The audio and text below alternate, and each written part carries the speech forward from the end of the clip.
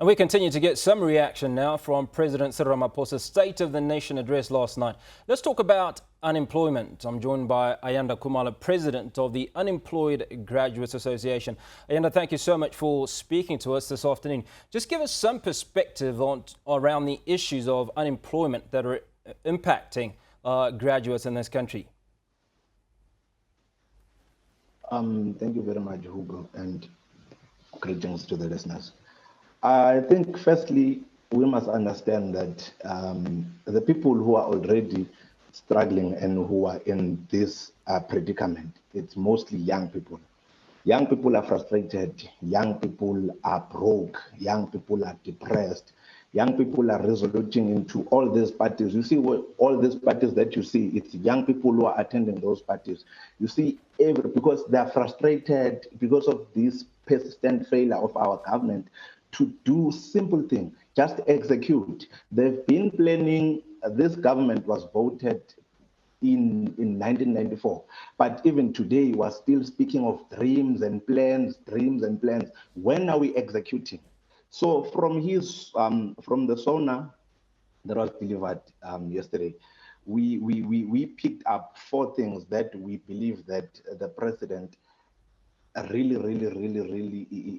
has no interest in dealing with. Number 1, it is corruption. There is lack of accountability. There is lack of transparency. If you may check how many municipalities that got clean audit, out of 257, it is 20 that only got clean audit. Coming back to the vaccine saga, what has happened? What is this wishy-washy? What is this game that we are seeing being played by our government? Number 3, the foreign direct investment.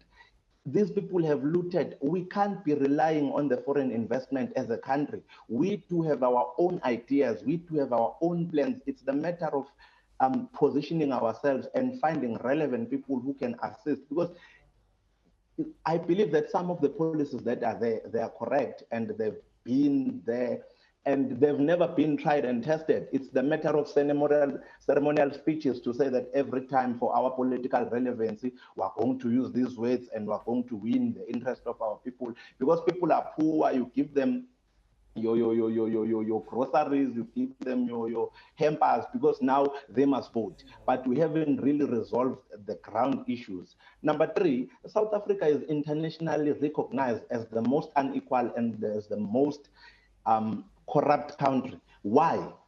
In the new dawn, why is that happening? Look at what's happening with the NYDA, the board that should champion the interest of young people in South Africa, mostly blacks. But what's happening with it right now, it's going to be dissolved. Why? Because there was nepotism. People who don't even deserve to be there were nominated to be there.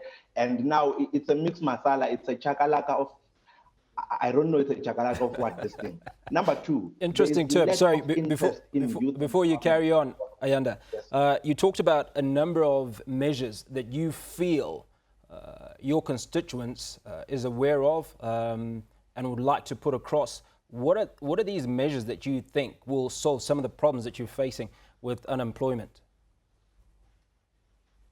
I think we'll have to go back to basics. Number 1, our curriculum.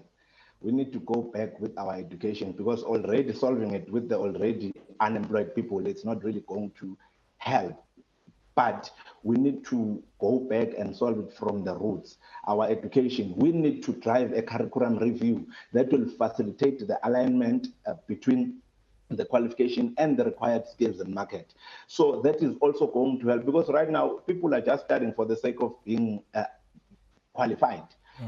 There is no clear or proper, what you can call, career guidance that has been done or provided by the government to say that, look, these are the opportunities that are really required in the market. Number 2, if we can reduce that thing of job experience, I think we championed that thing long time ago, but posters today, they still want people who have job experience. Would you have 3 years, 4 years, driver's license? Where do you expect a black struggling person to have a driver's license straight from varsity, whereas they were using NSFAS?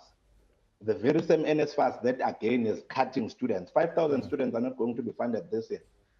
So we're facing kahle kahle nje sisebhodweni angazi ibhodwe kuphekwa izinto esingazazi lapha. isizwe sethu sisenkingeni. Our government lacks ideas. Our government doesn't have ideas. Our government can't think. So have you engaged the government to put across your thoughts and ideas? We've tried actually, but you'll understand the dynamics of this country. You must be a relevant somebody, you must be aligned with whatsoever party. At least maybe if we were in partisan politics, participating fully, maybe we would say that we have views. But Ayanda, don't you think, sorry, Ayanda, Ayanda, don't you think that you've got numbers working for you? I mean, if we look at the unemployment statistics in this country, 1 in 3 currently is unemployed, and of those 1 in 3, 55% of young people are unemployed. So surely you have a huge constituent that you serve. As the unemployed graduates right now, we're working on that big march, which is going to be a national march. That's where we're not looking to go there, strike and ban tires and whatnot, but we're looking at a conversation with the president himself so that he would hear straight from the horse's mouth because we are the people who are on the ground, who are experiencing, who are struggling. So that march will seek to submit the memorandum and also propose resolutions on all of this predicament we find ourselves in. There are obviously a number of associations that look after the welfare or well-being of black business in South Africa. Have you at any point made conversations with them, engaged them to see if they can, at the very least, allow unemployed graduates to understudy?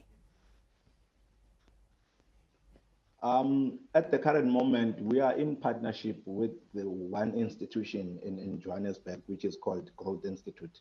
The institution is helping really because we have a database of unemployed graduates, thousands and thousands of them. So what we do is that we refer them to the institution and then they get to do a reskilling. Let's say maybe you've done a course that is being regarded in the market as obsolete, or rather it is not in demand. So what happens there, you get there and then you find a course that is closely related to what you want, or maybe you just change and go for a new course.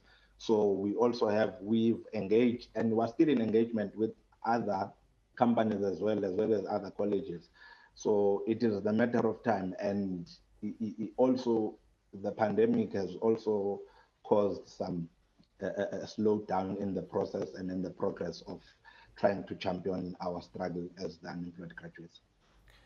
Ayanda Khumalo, thank you for speaking to us. That was Ayanda Khumalo, President of the Unemployed Graduates Association, giving us his thoughts on last night's SONA address.